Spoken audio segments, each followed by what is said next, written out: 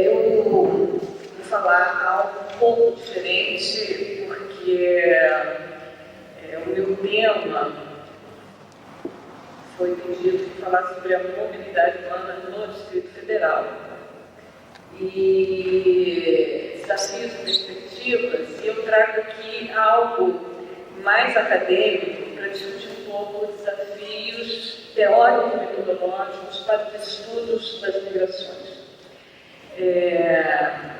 Ao ouvir o Dr. Paulo Sérgio, eu comecei a pensar outras coisas e vou ver se eu consigo fazer um link com a fala do Dr. Paulo Sérgio e também com algumas reflexões que eu tenho ao longo de vários anos trabalhando sobre a temática de migrações e espero que eu consiga fazer isso em pouco tempo.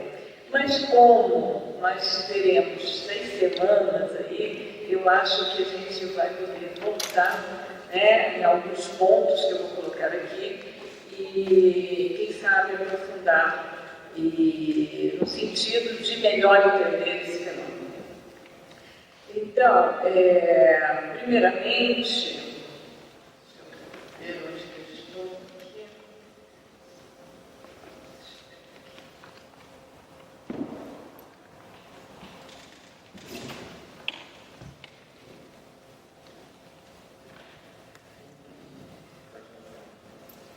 Então, o primeiro desafio que nós temos é um desafio em termos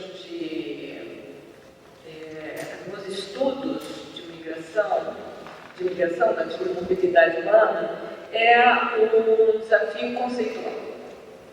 Então, quando o Dr. Paulo Sérgio começa a falar de migrações, de mobilidade humana, primeiro vamos conceituar. Então, nessa fala do Dr. Paulo Sérgio foi um tipo de migração. Então, nós temos o conceito de mobilidade humana, é um conceito muito complexo e envolve diferentes fenômenos. Nós temos aí, um deles é a mobilidade no espaço, que é o que nos interessa. Então, nós temos a mobilidade social, outros tipos de mobilidade, mas aqui o que nos interessa é a mobilidade no espaço. Quando nós falamos de mobilidade espacial, também nós temos um conceito complexo que se refere a deslocamentos no espaço, mas é um conceito multidimensional. Então, do que nós estamos falando de mobilidade no espaço? Nós temos alguns conceitos que delimitam os fenômenos que nós queremos estudar. O primeiro deles é o que a gente chama de movimentos migratórios, propriamente dito, que conceitualmente e internacionalmente delimita-se como mudanças de residência permanente. Então, é um movimento que implica na mudança de uma residência permanente. Mas, por outro lado, nós temos outros tipos de movimento, que são os movimentos diários, cotidianos, principalmente aqueles que se referem ao deslocamento da casa para o trabalho, da casa para o estudo. Então, esses dois tipos de movimentos são muito importantes nessa região que nós habitamos, quando a gente estuda, por exemplo, mobilidade humana ou mobilidade espacial numa grande metrópole como o Brasil. Então, a gente pode entender os movimentos migratórios desde uma perspectiva demográfica como aquele movimento que terá um impacto na variação do tamanho da população ou na sua estrutura. Então, eu estou vindo um pouco mais conceitualmente, antes de entrar nos tipos de movimento e todas as suas implicações, porque quando a gente fala de migrante, quem é esse migrante? E muitas vezes a definição de migrante muda segundo a situação. Então, o exemplo que o Dr. Paulo Sérgio falou dos migrantes no entorno de Paris, né? Aqui eles não são migrantes no sentido estrito da palavra, mas eles são migrantes porque eles não foram aceitos na sociedade. Mas são jovens, por exemplo, e adultos que nasceram aqui. Então, eles não deveriam ser considerados migrantes porque eles nunca fizeram uma mudança de residência.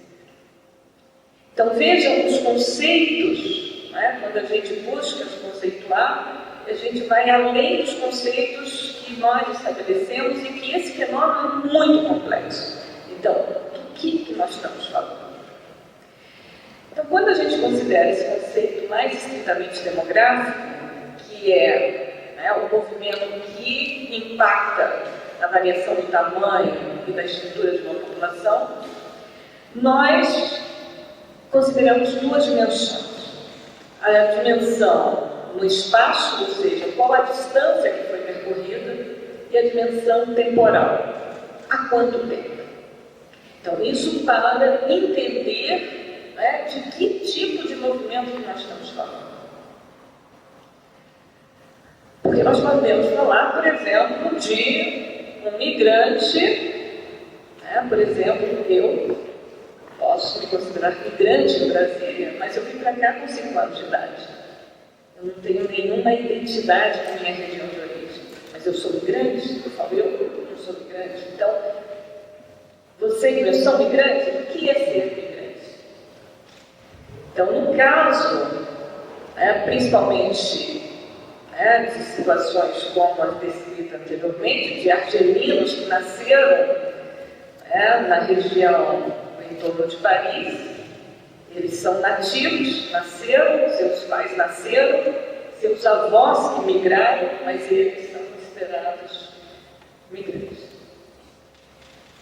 Então, dependendo dessas distâncias e os limites político-administrativos ultrapassados no movimento, a gente reconhece 2 tipos, grandes tipos de migração: a migração interna e a migração internacional. A migração interna é aquela que acontece dentro de um país, e a migração internacional é aquela que ultrapassa uma fronteira, um limite de nação, de país.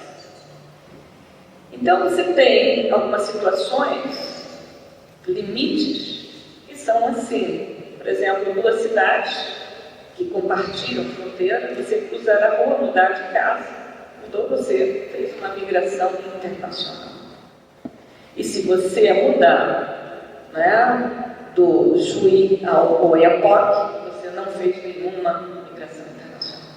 Então, são distâncias percorridas, mas o que significa esse movimento? Então, se ela é dentro de um espaço delimitado, limitado nacionalmente, é um movimento interno ou ele é um movimento internacional. Então, são questões importantes para definir conceitualmente o que nós estamos falando.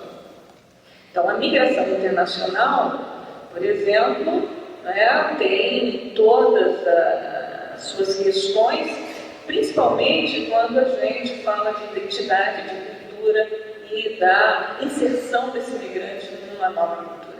Mas isso também, todas essas questões, podem ser trazidas para a migração interna.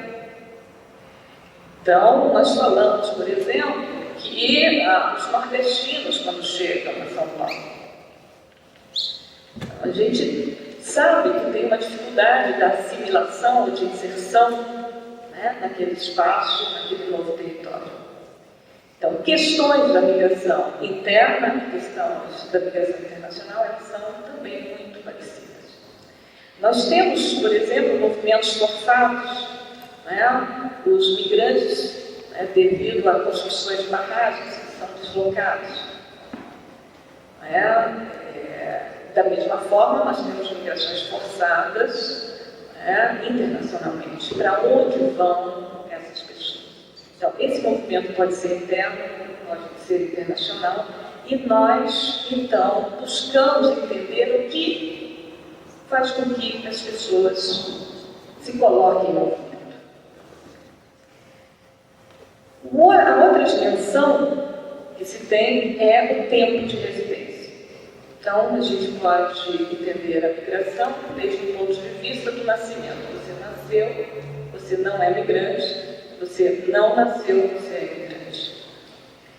Então, essa definição é uma definição que a gente chama do estoque de migração.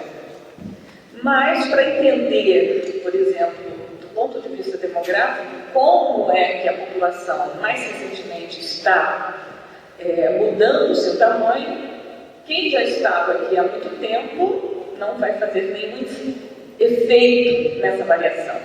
Então, muitas vezes a gente não considera essa categoria de apenas nativo e não nativo como imigrante. Ele tem que ter um tempo de residência menor.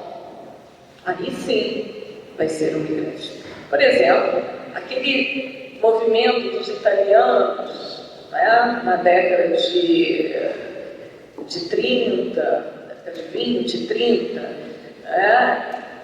para o interior de São Paulo, para o Espírito Santo.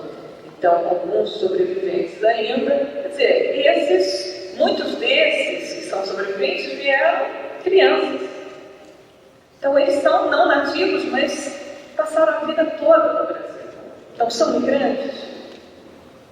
Então, o que é ser migrante? Então, a gente tem tentado definir migração, principalmente no contexto mais interno, da migração interna, reportando o tempo de residência. Então, estamos trabalhando com a migração mais recente, porque a migração passada, isso já causou um impacto no passado e talvez você tenha resquícios dessa migração na dinâmica das áreas de destino, mas a migração recente é o que mais importa. Mas faltam questões importantes a serem definidas. Como definir residência? E cada vez mais fica difícil definir essas questões. O que é residir? Principalmente nas sociedades atuais, sociedades dinâmicas, onde você tem, por exemplo, no caso de Brasília, muitos políticos residem meia semana aqui e meia semana no seu estado.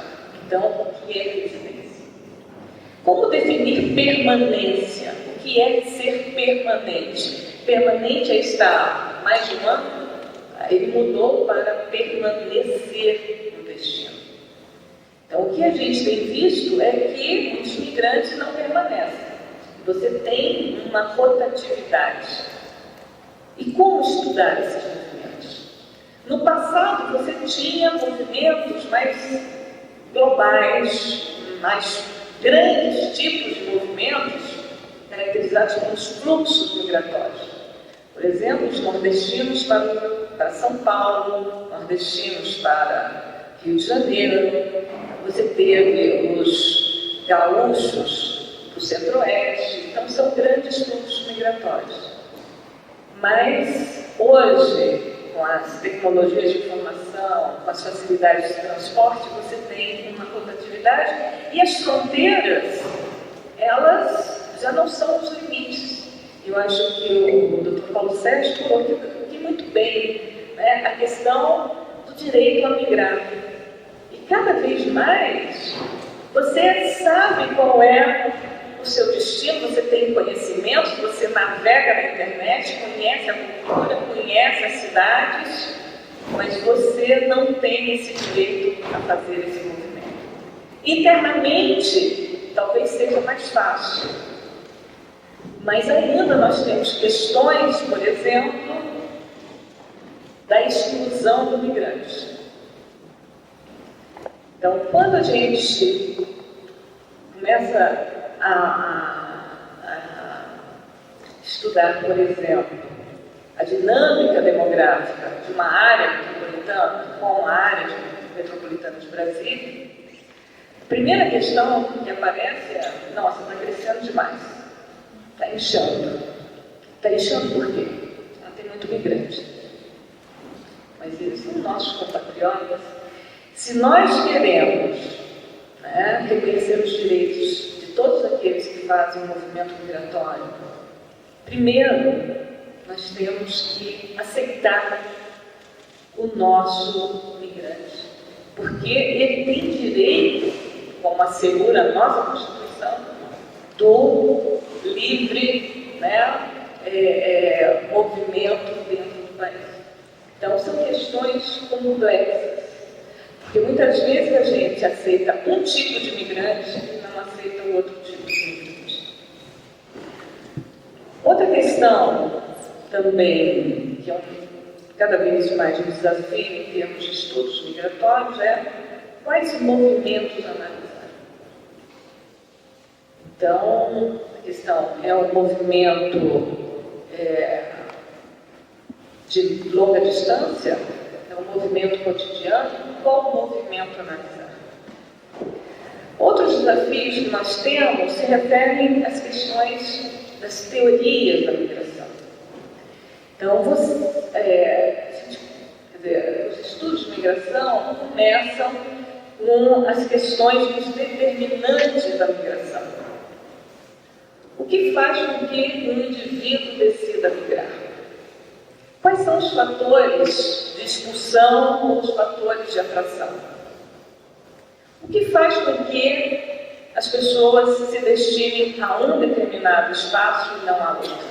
Aí a gente tem as questões das redes migratórias. E vários temas foram colocados, as questões das teorias da migração. Migração e desenvolvimento.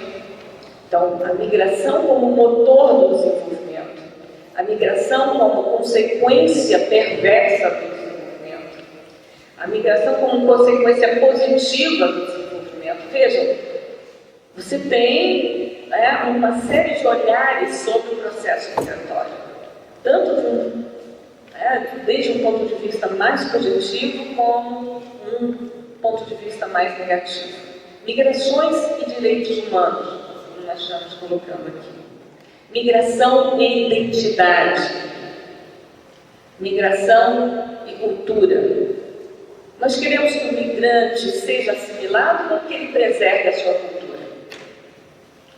O que nós queremos? Então, hoje se coloca, por exemplo, na França, a questão do véu.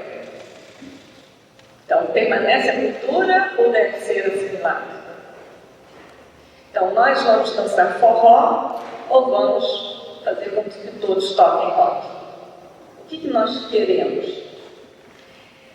Então, são questões complexas, tanto no nível internacional como no nível mais interno.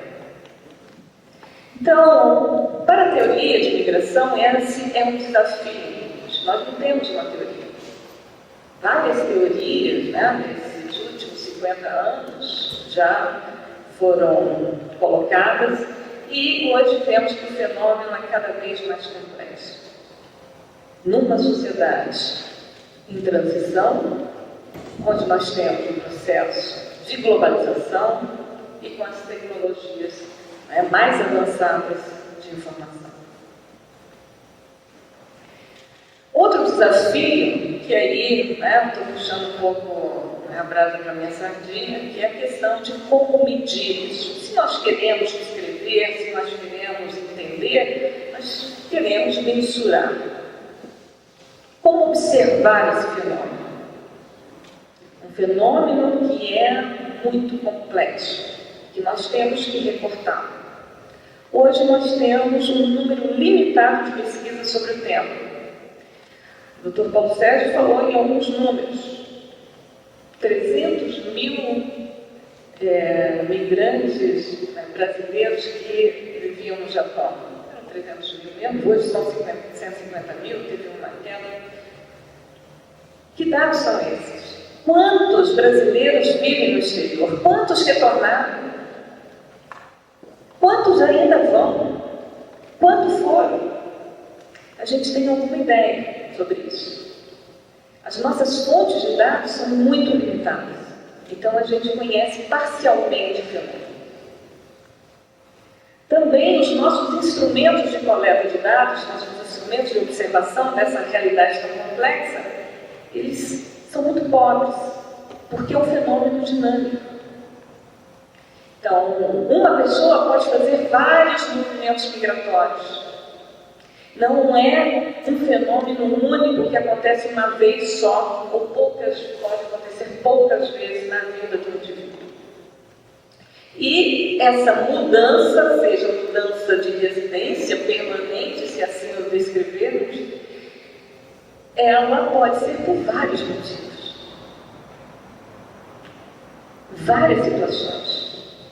Então, eu migrei pelo trabalho, ou por acompanhar alguém da minha família que trabalhava, ou porque eu estava num ciclo da minha vida, num momento da minha vida, que eu me apaixonei e migrei para constituir uma nova família. Ou porque um evento climático qualquer aconteceu. Como no caso dos haitianos.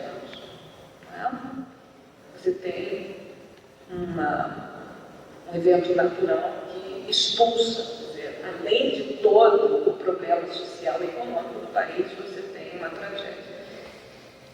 E o caso do Japão também, que além da crise econômica, você tem uma tragédia natural que ainda reforça a expulsão. Então, na questão dos estudos de migração, a gente tem que definir alguns objetivos. Eu quero mensurar o quanto, para isso eu tenho que ter instrumentos, mensurar o quantos migrantes. Eu quero saber como, o porquê. Então, são diferentes perguntas que me levam a diferentes questões metodológicas de como abordar esse fenômeno.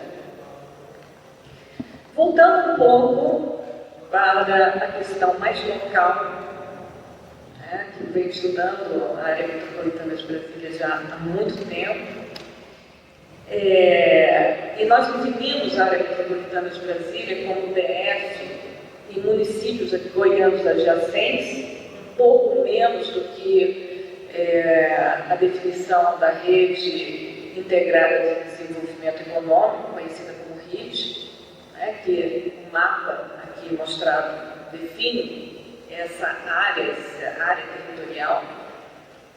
E por que nós decidimos estudar a área metropolitana de Brasília e falar em área metropolitana e não no DF? Porque a gente considera que esse é um espaço único, onde alguns movimentos cotidianos que, ainda que ultrapasse um limite político-administrativo muito bem definido de Estado e da Federação, ele constitui um movimento cotidiano e não ultrapassa uma categoria de análise, que eu vou até terminar com isso, que é uma categoria de análise que eu acho muito interessante que seja utilizada para os estudos de mobilidade humana dentro de uma metrópole, por exemplo, que é um espaço de vida. Então, para análise da mobilidade espacial na área metropolitana de Brasília, eu trouxe aqui alguns dados para a gente fazer uma reflexão sobre o que é essa mobilidade espacial. Primeiro, trazendo o tema da migração, da imigração para a região metropolitana, para essa área metropolitana de Brasília. Então, pensando na história dessa cidade.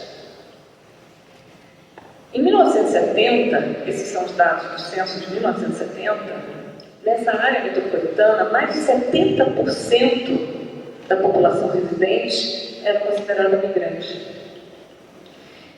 Então não havia problema de migração, porque todos éramos migrantes. Eu já estava aí, né? menina ainda, mas era migrante.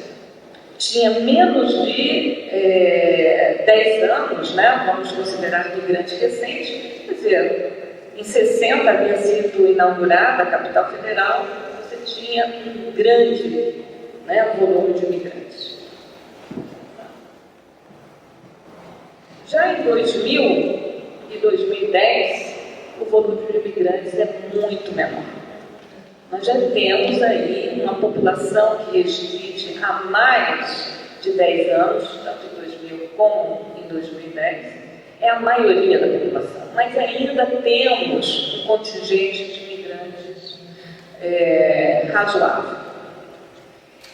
E como a cidade cresceu, eu falo a cidade considerando todo esse espaço metropolitano, durante a década de 2000, a gente teve muito debate sobre migração. Por que a cidade cresce? Por que a cidade está crescendo? Nós temos que limitar a migração. Veja, será que é a doação de lotes? O que está acontecendo com essa cidade? O que a gente viu entre 2000 e 2010, se no passado a gente tinha principalmente um crescimento, das cidades de mais baixa renda, principalmente daquelas que se situam no entorno de Brasília, no censo de 2010 mostra que houve uma redução do crescimento migratório dessas cidades, mas nós tivemos uma reversão aí de um crescimento maior da migração nas áreas centrais de Brasília. Então, o movimento migratório, ele responde imediatamente a questões como política. Por exemplo, a gente teve um aumento de concursos, uma política da administração pública de ter quadros técnicos estáveis. Então, isso faz com que Brasília seja uma atração para pessoas de maior formação. Se você tem um evento qualquer de crise ou uma mudança econômica, um evento natural, a população se move. Então, nas falas do Dr. Paulo Sérgio, que eu não sei o que vai acontecer no próximo ano, daqui a 2 anos. Hoje, o Brasil é considerado como um oásis. Mas será que seremos esse oásis? Quais são as mazelas da cidade? Nós vemos que temos muita violência. E muitas vezes, as mazelas da cidade são associadas ao fenômeno migratório. Então, são questões que são colocadas. Se hoje nós temos uma certa restrição ao migrante, que é o migrante interno, como nós nos comportaremos como migrante internacional, principalmente o migrante pobre internacional? Porque quando o migrante vem do país desenvolvido e é um migrante que traz novas tecnologias, vem contribuir para o desenvolvimento, ele é muito bem-vindo. Mas o migrante pobre, que é esse tipo de migração, que hoje o Brasil está se abrindo, é isso que a gente está discutindo. Como é que essa migração internacional, junto com a mobilidade interna, como esses contingentes que estão se movendo vão ser inseridos, principalmente nas grandes metrópoles brasileiras. Para finalizar, eu queria falar um pouco sobre os deslocamentos cotidianos na área metropolitana de Brasília.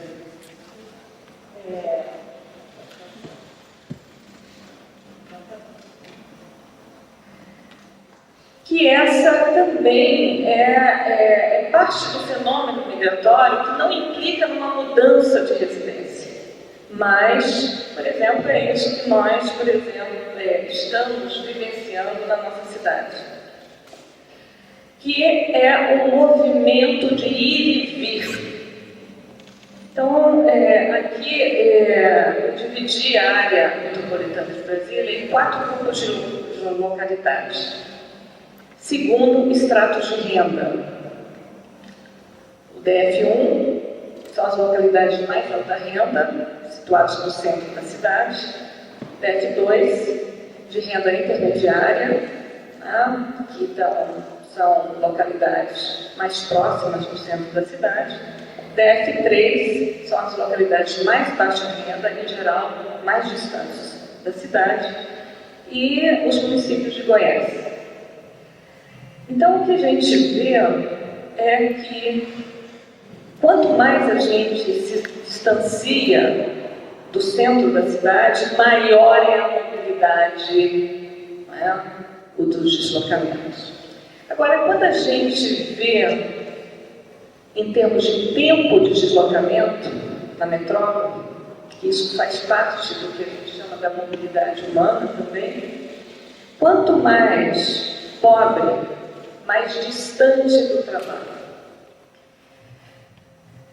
Então, nós temos aí um grande contingente populacional de trabalhadores que levam mais de 1h30 no deslocamento entre a sua residência e o seu trabalho. Então, são questões que a gente traz para a reflexão.